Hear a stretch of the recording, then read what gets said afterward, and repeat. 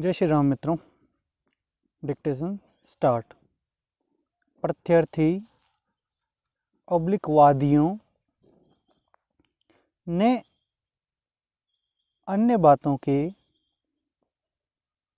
साथ साथ यह कथन करते हुए हकदारी और कब्जे की घोषणा के लिए एक सिविल वाद फाइल किया था कि वाद पत्र की अनुसूची 1 में उल्लिखित संपत्ति वादी संख्या 1 और 2 के पिता और वादी संख्या 3 के पति स्वर्गीय मनोज पुत्र आशा की स्वअर्जित संपत्ति है, जिसमें उन्हें सरगुजा बंदोबस्त द्वारा रेयती अधिकार मंजूर किए गए हैं और इसके संबंध में प्रतिवादी संख्या 1 के पिता को उसके कुटुंब के भरण पोषण के लिए कृषि संबंधी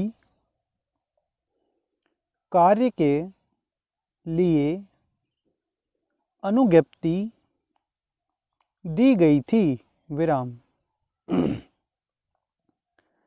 इसके पश्चात प्रत्यर्थी संख्या 1 के पिता की मृत्यु हो गई और तब प्रत्यर्थी संख्या 1 ने अनुज्ञप्ति को जारी रखने का अनुरोध किया, जिसके लिए अनुज्ञात कर दिया गया था और उक्त भूमि को जब भी उसे वापस मांगा जाए, वापस करने के लिए कहा गया था, तथापि, इसके पश्चात प्रतिवादी संख्या 1 ने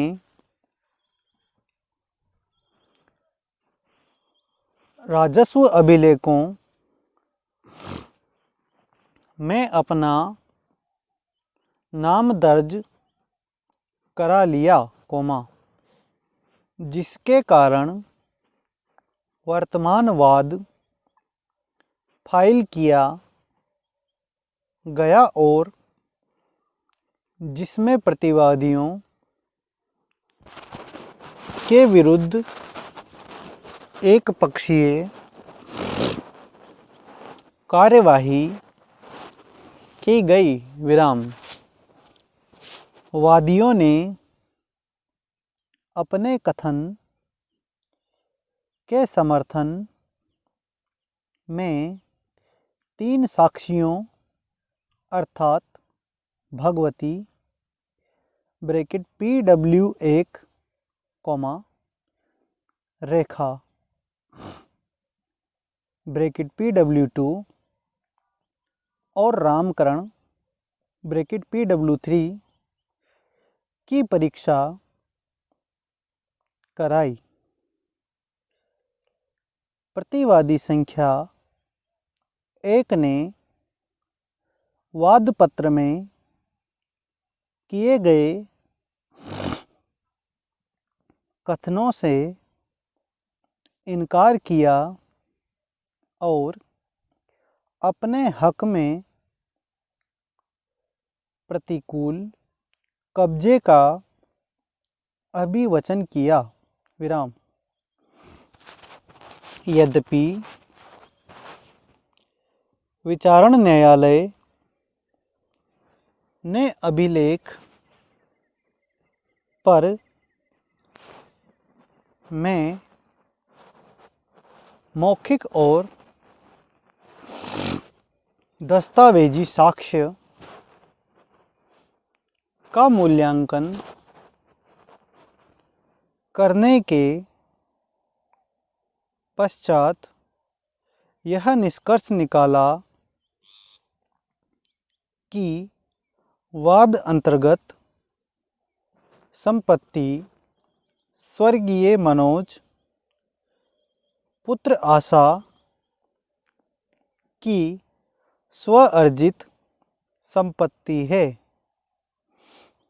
और यह संपत्ति वादियों को उत्तराधिकार में मिली है। तथापि यह भी अभी निर्धारित किया कि वादी प्रतिवादी संख्या 1 के पिता के हक में अनुज्ञप्ति की मंजूरी को साबित करने में विफल रहे हैं और इसलिए वाद खारिज कर दिया। विराम। वादियों द्वारा अपील न्यायालय में अपील फाइल किए जाने पर प्रथम अपील न्यायालय ने वाद भूमि पर वादियों के हक की पुष्टि की। तथापि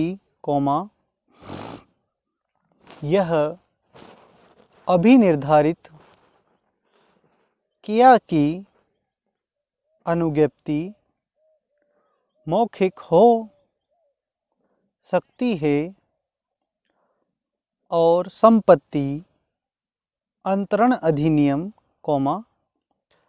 1882 की